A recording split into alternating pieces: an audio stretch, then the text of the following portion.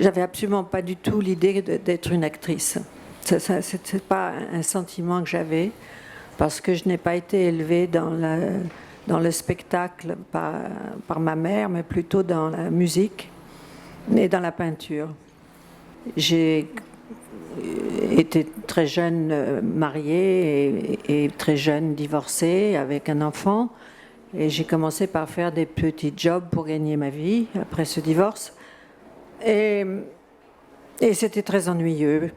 Même chez Coco Chanel, c'était très ennuyeux ce que je faisais. Donc, quand j'ai rencontré Marco, à travers des amis, il m'a proposé de venir au centre américain, American Center, où il avait une espèce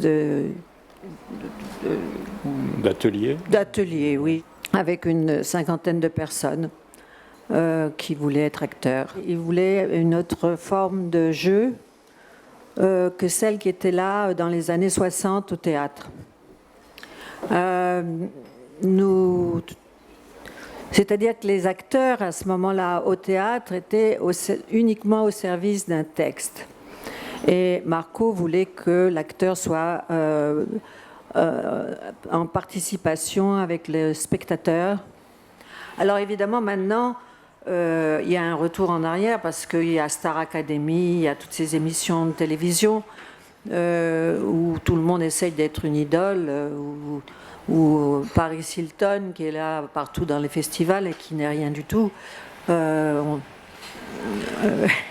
qui est la star de tous les festivals, mais on ne sait pas qu'est-ce qu'elle a fait, par exemple. Oui, ça n'a pas perdu de son actualité. C'est heureusement pas encore ici. Ici. C'est l'avantage de ce festival de Locarno. Okay. Je voudrais dire aussi, parce que j'ai oublié, mais maintenant ça revient, parce que c'est difficile de parler du passé si on ne l'a pas fait pratiquer souvent. Jacques nous envoyait beaucoup voir les films de Bergman.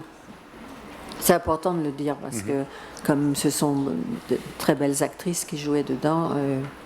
C'était accompagné d'une parole qui disait des choses sur ces films-là, ou bien c'était juste, t'as qu'à aller voir ça, et puis comme ça tu sauras ce qu'il y a. De toute façon, quand il prenait la parole, Jacques, il ne pouvait plus s'arrêter, non.